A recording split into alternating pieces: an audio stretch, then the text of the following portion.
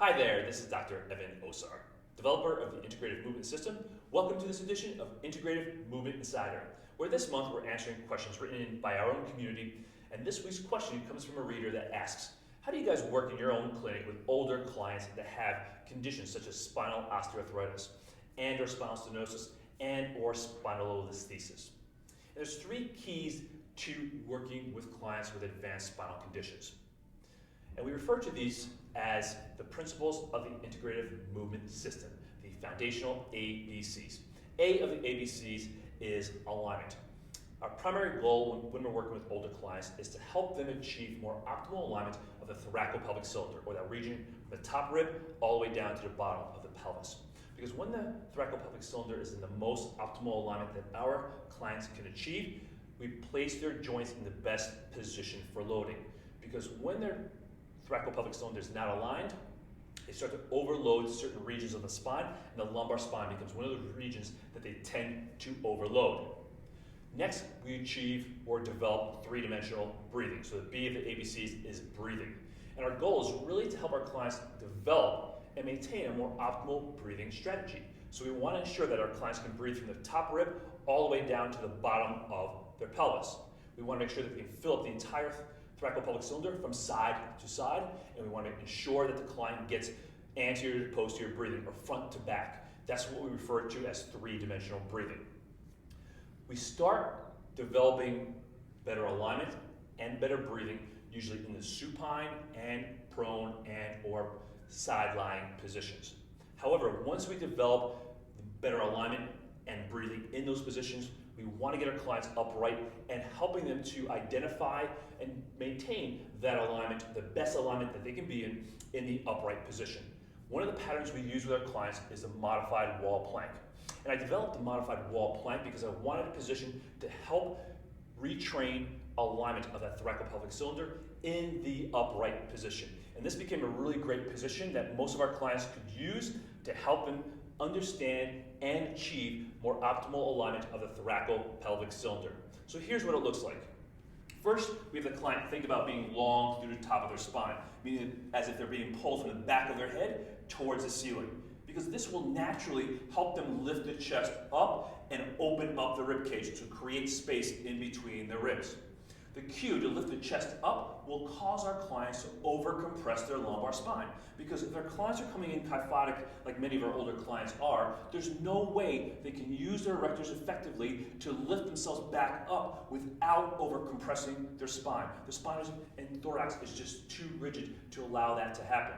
However, with the cue of being long and creating space between their ribs, they're able to decompress their rib cage. And that's also the importance of that three-dimensional breathing, because breathing gives us the ability to mobilize the trunk and spine, create stability through regulation of internal pressure between the abdominal and thoracic cavities, as well as it gives us this idea of suspension or decompression of the trunk, spine, and pelvis. So in this position, the modified wall plank will achieve more optimal alignment, as well as we can start to train three-dimensional breathing in that position. So I'm going to place my forearms against the wall in this position, about where my forearms are right here. So where the thumbs are pointing in towards each other and about level with the ears. The forearms will be flat, the wrists will be straight, and I'm going to feel as if I'm gently pulling the wall apart between my arms, and that will help engage the shoulder stabilizers. That will also help me engage being long through my spine. Then I'm just going to have the client cue into breathing into the thoracolpelvic cylinder. So whichever cue we found worked best for them lying down, we're going to use that in the upright position. So here's how that looks.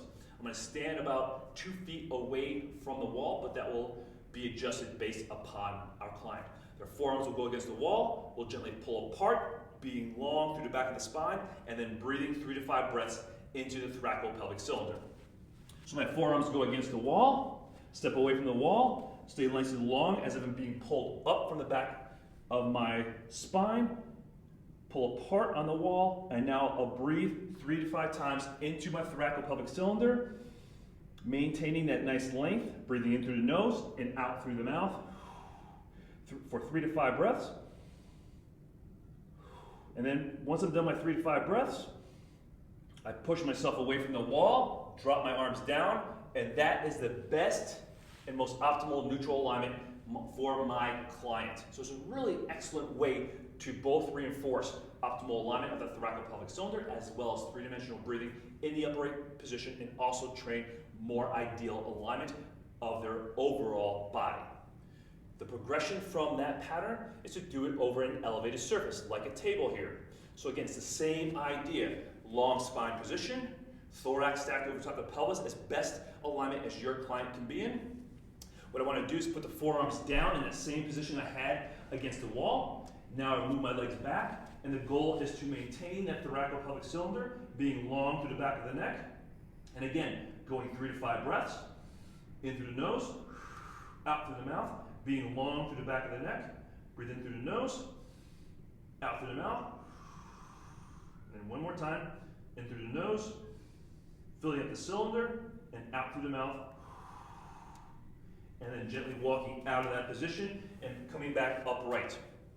Generally speaking, we have our clients work on 3 to 5 breaths in that position.